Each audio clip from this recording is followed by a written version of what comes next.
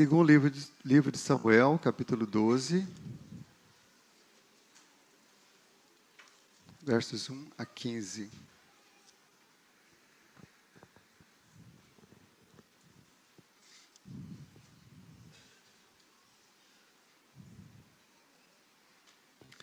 Os irmãos que têm acompanhado as pregações têm observado que domingo passado, quem já conhece o cronograma, sabe que também domingo que vem, nós temos os textos que estamos expondo, fala muito sobre a questão do pecado. E a gente sabe que existe dois extremos quando se trata de lidar com o pecado, né? Existe o mundanismo, as pessoas que simplesmente se deleitam no pecado, até defendem o pecado e entendem que nem existe pecado na verdade, que pode fazer o que quiser. Negam pecados claramente revelados nas Escrituras. Também existe o outro extremo, que está principalmente no meio dos religiosos, que é o legalismo, que é inventar pecados que a Bíblia nem fala que é pecado, então cria uma nova relação de pecados, bater o martelo em coisas que a Bíblia não bateu o martelo, mas às vezes as pessoas fazem a sua lista e impõem, inclusive, sobre uma comunidade, sobre uma denominação, sobre um grupo, achando que esse exagero, esse zelo, né, é que os vai fazer aceitos diante de Deus, seja no culto, seja para a salvação eterna. Então isso é legalismo, né? Confiar na sua força, e então tem que ser o mais rigoroso possível para que eu seja aceito. Isso é legalismo. E a Bíblia nos apresenta um outro caminho, nem o mundanismo, nem o legalismo. A Bíblia nos apresenta o Evangelho, que reconhece o pecado, e reconhece que existe, é grave, mas também reconhece que a única maneira de nós sermos livres dele, libertos dele, é o nosso resgatador Jesus Cristo. É Ele que nos resgata de todos os nossos pecados, que nos livra tanto da condenação, quanto do poder, quanto da presença do pecado. E até fazendo uma aplicação antes de expor o texto, né, nós temos estudado sobre família. E os estudos, quem tem vindo sabe, têm sido maravilhosos, muito profundos, muito confrontadores, né? E hoje um dos temas foi o jugo desigual. Essas questões que envolvem... Jugo desigual é uma palavra bíblica para falar de muitas coisas, né? Mas no caso, hoje foi aplicada a questão do casamento. E eu recebi, por exemplo, de alguns professores de escola bíblica, essa pergunta, né? Um crente casar com um não crente, ou um presbiteriano casar com outra pessoa que não é presbiteriana, é pecado, não é pecado, né? E essa é uma resposta, essa é uma pergunta que tem recebido muitas respostas, né? E dentro do nosso contexto presbiteriano reformado, há as duas posições. Há irmãos, né, que vão dizer é pecado e pronto, e precisa se arrepender, enfim. E outros vão dizer, não é um pecado em si, mas pode levar a muitos pecados, então deveria ser evitado, né? Isso é um ponto de vista também bastante interessante. Mas por que eu estou falando isso? Porque a mensagem de hoje, eu vou falar, o tema é reconheça a gravidade do seu pecado. E esse reconhecimento, ele vem pelas Escrituras e pelo poder do Espírito Santo. E quando a gente entende a gravidade do pecado, nós não somente abandonamos o pecado, mas abandonamos até coisas que não são um pecado, mas podem levar ao pecado. É isso que Paulo vai dizer, nem todas as coisas me são lícitas, todas as coisas me são lícitas, mas nem todas me convêm. Então, mesmo que uma coisa não seja designada claramente, que você não possa provar que é um pecado, mas elas podem, às vezes, conduzir para um caminho de pecado, então é melhor evitar, né? Como costumamos dizer, repetindo as Escrituras, né? É fugir da aparência do mal. Então, espero que o Espírito Santo, nesse texto que vamos ler e expor nessa manhã, o pastor André vai pregar o mesmo texto à noite, Deus fale profundamente conosco, amém? Se você está vivendo em algum pecado amarrado, Deus quer te libertar nessa manhã. E se você não está vivendo no pecado, mas está sendo assediado, está sendo enamorado, está caminhando para lá, também você precisa vigiar nessa manhã e receber a palavra de Deus para o seu coração.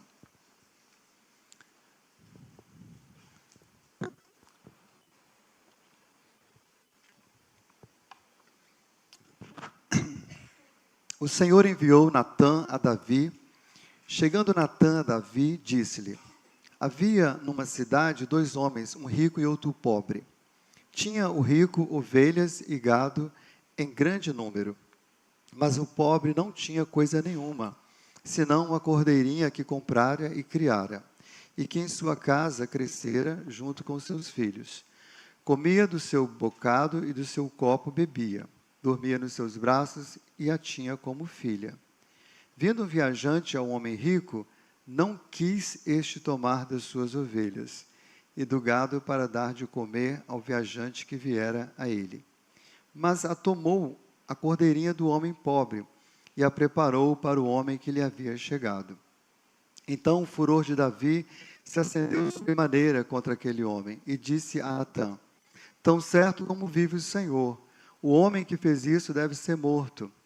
E pela cordeirinha restituirá 4 vezes, porque fez tal coisa e porque não se compadeceu. Então disse Natã a Davi: tu és o homem, assim diz o Senhor, Deus de Israel. Eu te ungi rei sobre Israel, eu te livrei das mãos de Saul. Dei-te a casa de teu senhor e as mulheres de teu senhor em teus braços, e também te dei a casa de Israel e de Judá. E se isto fora pouco, eu teria acrescentado tais e tais coisas. Por que, pois, desprezaste a palavra do Senhor, fazendo o que era mal perante ele? A Urias, o heteu, feriste a espada, e a sua mulher tomaste por mulher, depois de o matar com a espada dos filhos de Amon.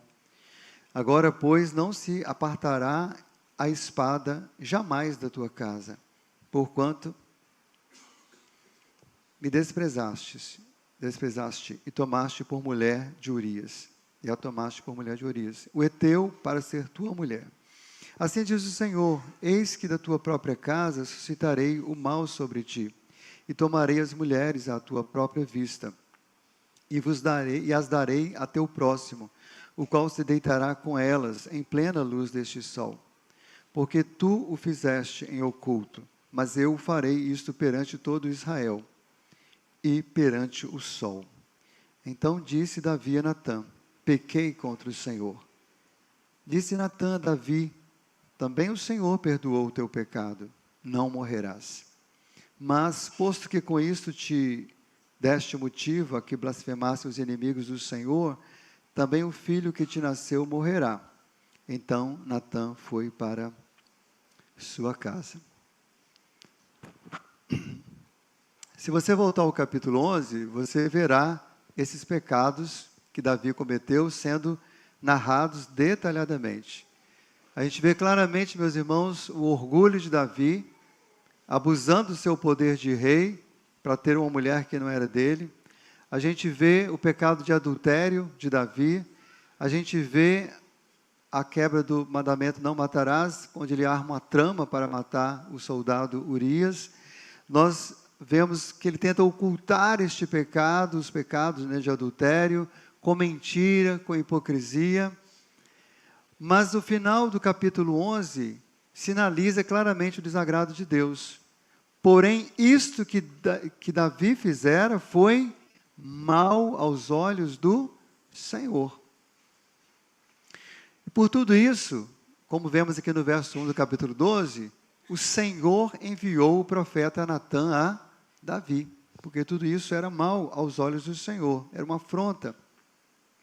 A missão de Natã, então, do profeta Natã, era denunciar o pecado de Davi e chamar Davi ao arrependimento, a uma mudança de vida, de mente e também de comportamento. E Natã cumpriu a sua missão fielmente. E termina esse trecho dizendo que Natã foi para casa. Mas ele só foi para casa depois da sua missão cumprida. Que já fica uma palavra de Deus para o nosso coração. Nós precisamos cumprir a missão que Deus nos dá. Eu diria, irmãos, feliz aquele ou aquela, a pessoa que tem um profeta Natã na sua vida. Feliz a pessoa que tem alguém que tem coragem para lhe dizer a verdade. Feliz a pessoa que tem alguém que se importa o suficiente com ele para ajudá-lo a corrigir a sua rota. Feliz a pessoa que tem alguém que o ama o bastante para impedir que ele continue indo em direção ao precipício e à destruição. Então, essas pessoas que às vezes chamam a sua atenção, por mais que seja desagradável e tal, talvez sejam as pessoas mais importantes da sua vida. Mas eu e você também podemos e devemos ser um Natan na vida das pessoas. Precisamos também estar atentos às pessoas que nos rodeiam, especialmente aquelas que nos amam, que nos concedem alguma liberdade para fazê-lo, e devemos também corrigi-las à medida que o Senhor nos encaminha a fazê-lo. O profeta Natan não somente denunciou o pecado de Davi, ele também o levou a reconhecer a gravidade do seu pecado. Irmãos, reconhecer a gravidade do pecado é como reconhecer a gravidade de uma doença. Você só busca a solução se você entender a gravidade. E reconhecer a gravidade de uma doença e reconhecer a gravidade do pecado é o que nos leva a experimentar a cura. É um passo, não é ainda a cura, mas é um passo inevitável para que a gente possa um dia experimentar a cura. Então esse é o tema de nossa mensagem de hoje. Reconheça a gravidade do seu pecado. Podemos repetir juntos? Reconheça a gravidade do seu pecado. E isso tem muitas implicações e eu quero considerar algumas delas que o texto nos apresenta. Em primeiro lugar, reconheça a gravidade do seu pecado e depois a gravidade do pecado dos outros. Os irmãos viram aqui, quando Natan vai para confrontar o pecado de Davi, primeiro ele conta uma história. Cabia aos reis muitas vezes fazer julgamentos. Então ele traz uma situação que o rei talvez já tivesse até julgado algo semelhante. Conta a história desse homem terrível, né? Quando eu li, lendo aqui esse texto, eu falei assim, rapaz, naquela época já tinha pai de pet, porque a ovelha comia com Davi, dormia com ele, já tinha, né? Isso é uma situação antiga, né, irmãos? Eu não sou pai de pet e recomendo que ninguém seja, né? Mas a verdade é que sempre existiu. Não sou nada contra os animais, não. Quem tem animal, cuide bem dele, por favor. E não tem nenhum problema ter animais. Mas pai de pet, tio de pet, avó de pet, isso não é bíblico, não. Mas o cara era pai de pet. Tinha uma ovelhinha lá que era a única, que cresceu e vivia como se fosse uma filha. Está aqui no texto. Não foi eu que falei, não. Foi o Espírito Santo que falou. Não quer dizer que ele aprova, ele só está relatando, né? Registrando o fato. E aí, esse homem, o outro homem rico, que tinha muitas ovelhas, que não era pai de pet, vai lá e pega a ovelha do pai de pet e mata, para oferecer para um outro amigo que tinha chegado, ou um estrangeiro, enfim, para oferecer um banquete para o outro. E Davi, como os irmãos viram aqui, Davi fica muito irado. O furor de Davi se acendeu sobremaneira contra aquele homem e disse a Natan, tão certo como vive o Senhor, o homem que fez isso deve ser morto. Eu pergunto, por que Davi ficou tão irado? Porque ele pensou que Davi estava falando do pecado de outra pessoa. Se ele pelo menos tivesse desconfiado antes que aquela história era a história dele, ele talvez não teria anunciado uma sentença tão dura. Mas ele julga, né, de maneira muito feroz aqui. E, infelizmente, irmãos, ainda hoje muitos agem assim. Há muitas pessoas que reconhecem a gravidade do pecado dos outros, colocam inclusive uma lente de aumento para fazer a coisa ficar maior, julgam as pessoas, condenam os outros sem dar oportunidade de defesa, sem conversar, sem saber dos fatos. Mas quando eles mesmos tropeçam nas mesmas coisas, eles fazem exatamente o contrário. Minimizam o pecado, seus atos pecaminosos, tiram por menos, não reconhecem a gravidade dos seus pecados e às vezes nem assumem a responsabilidade e a culpa dos seus erros. Então, meus irmãos, antes de apontarmos e valorizarmos os pecados dos outros, olhemos para os nossos próprios pecados. Não odeie mais o pecado do outro do que ao seu próprio pecado. Reconheça suas falhas na medida certa. Conforme Jesus falou, tira a primeira trave do teu olho e então verás claramente para tirar o argueiro do olho do teu irmão. Mateus 7, verso 5. Além disso, meus irmãos, não vamos ficar chamando de problema, transtorno ou doença o que a Bíblia chama de pecado. Chamem seus pecados pelos nomes que as Escrituras Sagradas lhes dão. E depois então você terá o direito de fazer o mesmo em relação ao pecado dos outros. Porém, certamente, quando você fizer isso com você mesmo, quando você for fazer, e muitas vezes precisará fazer com outro, você fará com mais amor, com mais cuidado, para que, de fato, você ganhe o seu irmão e não simplesmente o mande embora e o perca. Essa é uma implicação importante. Reconheça a gravidade do seu pecado, depois a gravidade do pecado dos outros. A segunda implicação que eu quero considerar é reconheça a gravidade do seu pecado e a sua falta de compaixão com o próximo. Quando Natan contou a história para Davi, o próprio Davi diz: esse homem não se compadeceu do outro homem. Esse homem não teve compaixão. Se ele tivesse tido compaixão, ele não teria pegado a ovelha, né, do outro, né, e matado, se ele tinha tantas ovelhas. Então, irmãos, isso nos ensina algo que a gente precisa lembrar. Alguns já sabem, mas se você não sabe, aprenda hoje. Não é a falta de algo necessário que leva alguém a tirar algo de outra pessoa. Como muita gente fala aí, né? Justificando o roubo, justificando um monte de coisa. Não, irmãos. É a falta de compaixão, é a falta de amor, é a falta de respeito, é a falta de limites, é a falta de domínio próprio. Diz o texto aqui: então disse Natan a Davi: tu és o homem, você que não houve, que não teve nenhuma compaixão. Assim diz o Senhor Deus de Israel. E aqui Deus, por meio de Natan, fala de tantas coisas que Deus já havia dado a Davi. Deu casa, deu riqueza, deu poder, deu fama, de ter tantas coisas. Mas Davi, você foi procurar o que você não tinha. Davi, na verdade, tinha tudo, mas queria o que lhe era proibido. Esse Davi parece filho de Adão e Eva, né? Que tinham tudo e queriam o que era proibido. E essa inclinação continua. Irmãos, quando o homem está dominado pelo desejo, ele não se importa com o bem ou o mal do outro. A sua empatia é zero.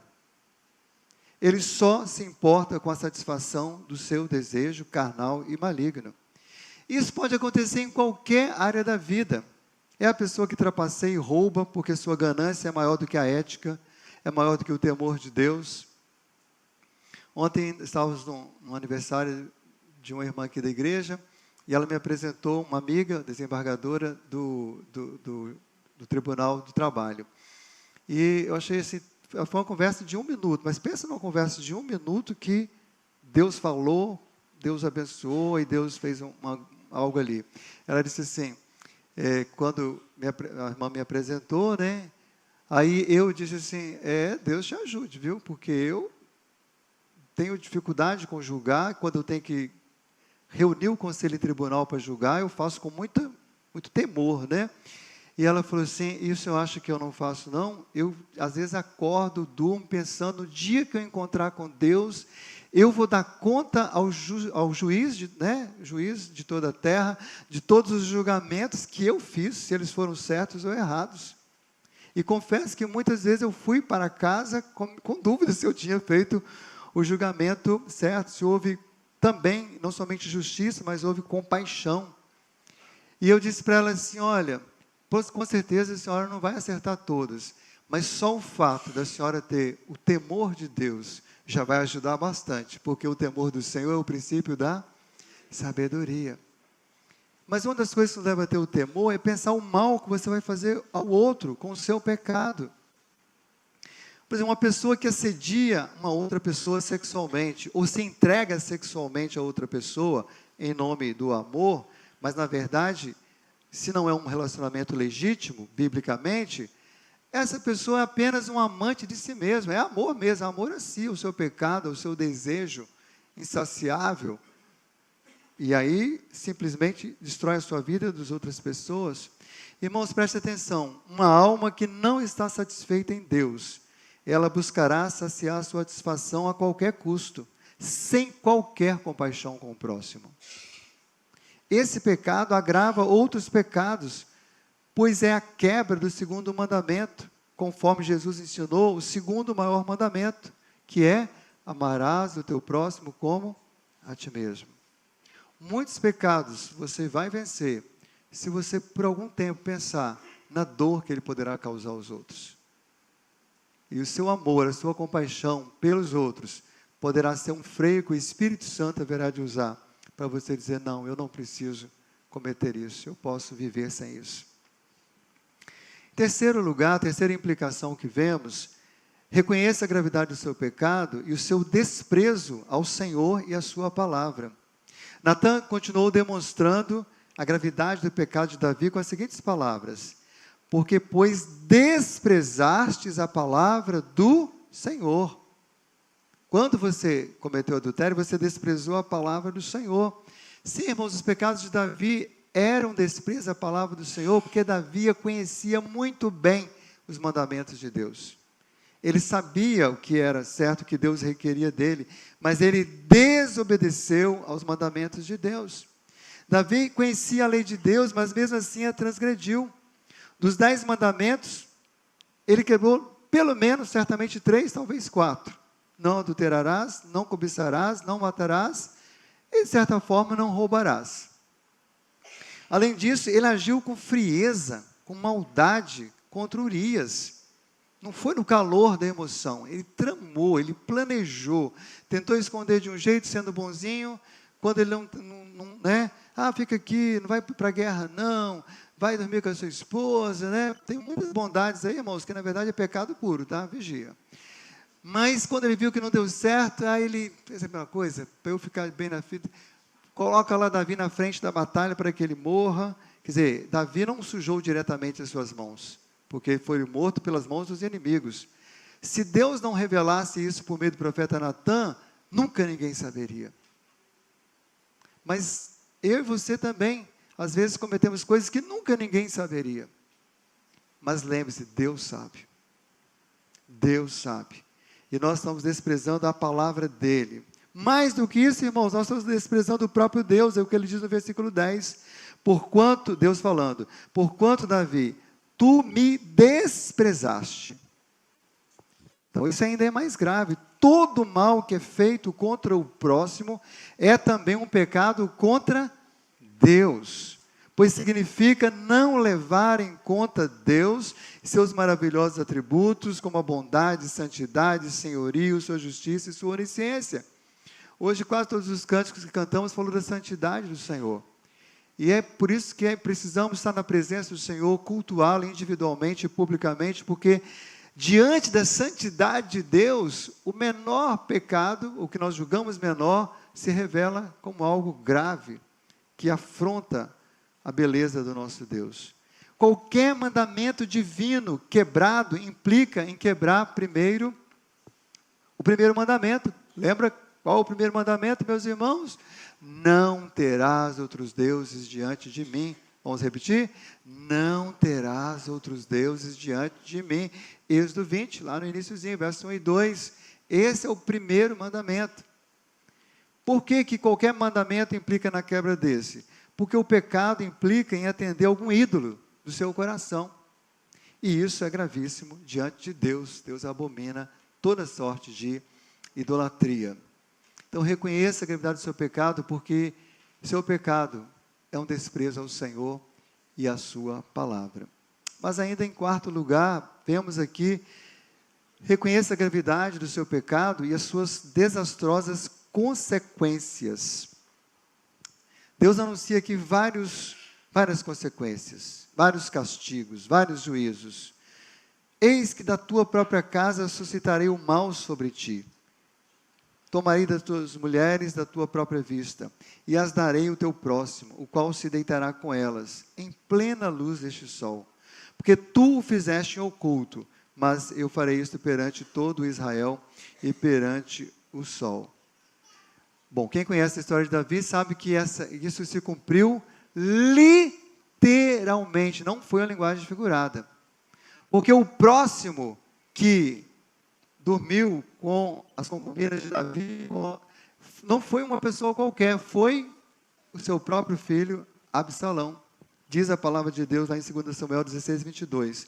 Armaram, pois, para Absalão uma tenda no eirado, e ali, à vista de todo Israel, ele coabitou com as concubinas de seu pai. Isso que nós vemos hoje também, lamentavelmente, de pessoas praticando relação sexual praticamente aos olhos. É só você ir aqui na praia de Camburi. Eu já topei, literalmente, mandando. Não era festa, não, era dia com sol quente. E nas festas nem se fala. Você vai em qualquer festa, né? Da antiga festa que chama Vital, mas deveria se chamar Mortal. Porque quando acaba a festa, tem pessoas destruídas sexualmente, moralmente, espiritualmente, adoecidas, com doenças físicas, inclusive contraídas ali, com relacionamentos acabados. Isso já havia ali. E foi um rei Absalão que tomou o império do seu pai, o reinado do seu pai, e fez isso. E isso veio dentro da própria casa. E triste, porque isso tinha a ver com o pecado de Davi. O mau exemplo de Davi marcou a vida dos seus filhos. Próximo domingo, pela manhã, o reverendo Milton, da Praia do Canto, vai pregar aqui na nossa igreja. E ele vai pregar uma mensagem sobre criação de filhos. Especialmente você que está criando filhos, crianças e adolescentes, deveria vir. Porque, irmãos, nós que estamos criando filhos, precisamos ser o melhor exemplo. O mau exemplo de Davi marcou os seus filhos para sempre. Inclusive, um filho, que é o Absalão, fez o que fez, e o outro cometeu incesto, tendo relação com a própria irmã. Cresceram à sombra daquele pecado de Davi. O mau testemunho de Davi alcançou até os inimigos ímpios, diz aqui a palavra de Deus. Posto que com isso deste motivo a que blasfemassem os inimigos do Senhor, também o filho que nasceu te morrerá. Mais uma consequência. O seu filho, né, que nasceu Betseba, morreu, os irmãos conhecem a história, vai ver depois, ele jejua, ele chora e ora, ele clama, mas o Senhor o leva. Irmãos, o ímpio, ele sempre vai blasfemar contra o nome de Deus, mas que não seja por causa do seu mau exemplo, que seja por causa da dureza do coração dele. Que os ímpios olhem para a sua vida e não tenham coragem de blasfemar, porque vê Deus santo na sua vida, em nome de Jesus. E mesmo quando há o perdão de Deus, algumas consequências do pecado são inevitáveis. Deus perdoa e leva para a eternidade? Sim, isso aí não resta dúvida. Mas algumas consequências a pessoa lida. Quantas pessoas adoecem mortalmente porque se envolveram sexualmente com alguém, pegou uma doença que não conseguiu curar e morreu? Ele foi salvo? Foi. Se ele crê em Jesus Cristo como seu Senhor, ele foi salvo. Isso não tem nenhuma dificuldade, é bíblico. Mas, às vezes, morreu acometido por aquela consequência daquela enfermidade. É uma consequência que Deus permitiu. Deus livre guarde que não aconteça em alguém que mata alguém. Seja doloso ou culposo, seja com intenção ou não intenção. Que não aconteça. Pode acontecer, porque, por exemplo, hoje nós dirigimos. Todos nós sabemos que um carro, se a gente não vigiar, eu já falei isso, em outras vezes, toda hora que eu vou dirigir, eu oro a Deus, tenha misericórdia, porque eu sou distraído demais. Então, graças a Deus, nunca me envolvi em acidente grave, porque os anjos do Senhor, tudo ao redor ali, Mas eu clamo ao Senhor para não permitir. Mas se Deus me guarde eu passar, eu sou o pastor da igreja, Eu vou, e eu me lembro, o ano passado eu passei por isso, Não cheguei a matar ninguém, mas sim, na verdade, teve um acidente, que eu nem sei até hoje se eu tenho culpa nele, não sei, mas eu me senti culpado, porque não tem evidência se eu fui, não existe o benefício da dúvida, mas eu me lembro que eu procurei um irmão aqui da igreja, que é policial e que é uma autoridade espiritual também, que eu amo, um amigo. Falei, cara, eu estou mal, eu estou achando que eu fui culpado, só que enfim. Aí eu falei assim, pastor, só o seguinte, a gente vai lá e faz o boletim de ocorrência. Porque, não sei se a pessoa vai fazer, o senhor vai fazer, o senhor vai contar exatamente o que aconteceu. E eu fui lá e fiz. E se a pessoa fizer, um dia esses boletins vão se encontrar e o senhor vai ser chamado. Graças a Deus, já temos 6 meses, até hoje não fui chamado. Provavelmente eu não tive culpa. Mas se eu tiver, eu vou pagar paciência. Se eu for preso, espero que os irmãos vão me visitar. E cuida de Magda de Mateus, que está em casa, ainda em de mim. Mas as consequências vêm, irmãos. A gente precisa pensar nas desastrosas consequências, né? Eu estava dirigindo ontem, indo para o outro, na sexta, né, para o outro aniversário, e de outro irmão, e aí no cruzamento da Norte-Sul com a S010, tem um carro todo quebrado, todo estraçalhado. E aí uma faixa, né, um cartaz bem grande, enfim, um banner, dizendo, ele estava com muita pressa de ver o filme, enfim, falando, mostrando o que aconteceu. Ah, tinha bebida, né? Eu da bebida, porque tem um também que fala da pressa.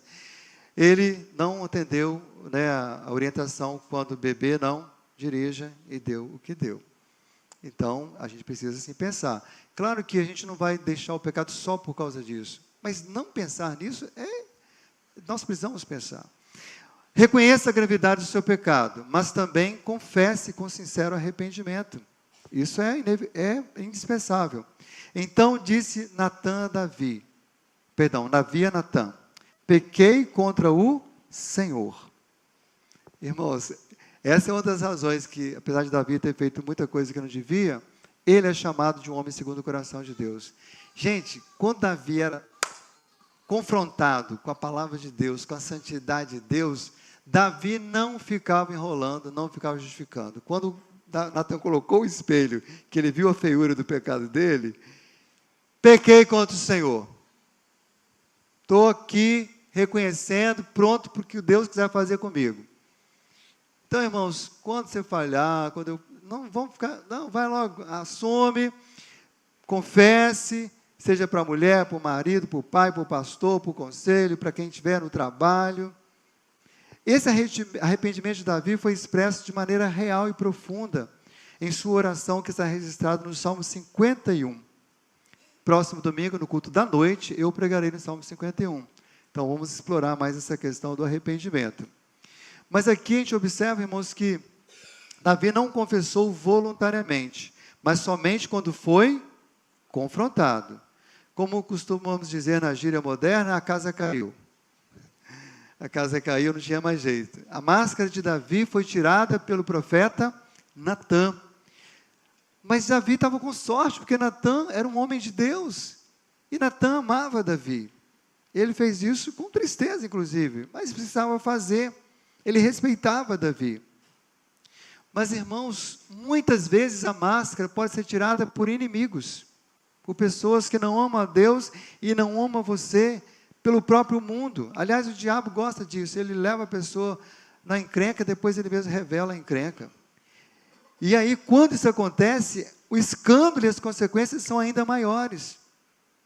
Então, meu irmão, em nome de Jesus, qualquer que seja a sua luta, a sua fraqueza, os seus pecados, não espere ser descoberto. Não espere alguém arrancar a máscara. Procure primeiro ao Senhor Jesus e depois procure a homens e mulheres idôneos e confesse. Ouça a exortação das Escrituras em Tiago 5,16. Confessai, pois, vossos pecados uns aos outros e orai-os pelos outros para serdes curados. Muito pode por sua eficácia a súplica do justo. Então, experimente aí, os irmãos da multimídia estão atrasados, coloca outro ponto, pelo menos aqui para mim, né? Reconheça a gravidade do seu pecado e confesse com sincero arrependimento. Precisamos ser rápidos em nos arrependermos. Seja dentro da sua família, deve ter alguém idôneo na sua família. No pequeno grupo discipulado, deve ter pelo menos uma pessoa idônea. No gabinete pastoral, mas confesse os seus pecados às pessoas que possam lhe ajudar. Não endureça o seu coração e, em nome de Jesus, não haja como um sociopata, um psicopata, alguém que tem um transtorno de sociopatia, que simplesmente não reconhece nem mesmo a sua responsabilidade. Está sempre culpando os outros. Né? Os estudiosos do assunto falam que não tem cura, não. Eu creio que tem cura pelo milagre de Deus. Porque o Espírito Santo pode entrar na mente até de um psicopata e mudar essa mente em nome de Jesus. Tem que ter rendição. Mas é milagre de Deus. Para alguém psicopata confessar, eu quero receber as consequências dele, bom, eu estou querendo ver ainda. Não sei o nosso psicólogo Carlos Henrique é mais experiente que eu, né? Se o cara chegou a esse ponto. Mas pode chegar pelo poder do Espírito Santo. Eu já vi alguns que chegaram perto, estão precisando, né, Inclusive, alguns devem estar ouvindo a mensagem e tal. Receba!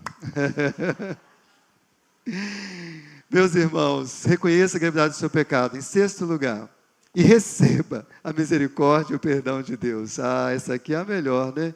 A melhor notícia que Davi poderia receber do profeta Natã é também a melhor notícia que você e eu podemos receber. Olha só, disse Natã a Davi: também o Senhor perdoou o teu pecado, e não morrerás. Oh, coisa maravilhosa! Ia ter algumas consequências? Ia, mas havia o perdão de Deus, e ele mesmo não morreria. A sentença de morte, irmãos, foi decretada ao pecador desde a queda dos nossos primeiros pais. E Ezequiel vai repetir: a alma que pecar, essa morrerá.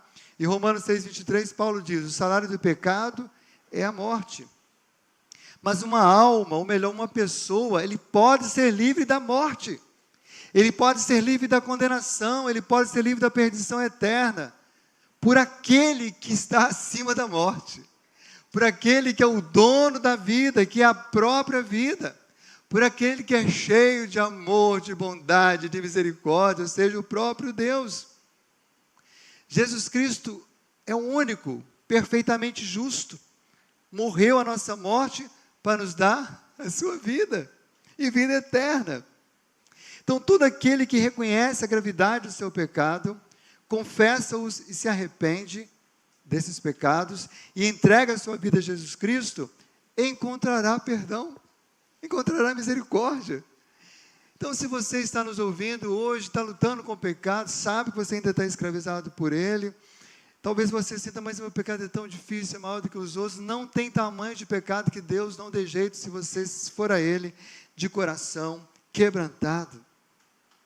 Talvez você possa dizer: mas Deus castigou Davi e sua família. Meu irmão, esteja certo. Se Deus fosse dar o que eu e você merecemos pelos nossos pecados, nenhum de nós estaríamos vivos.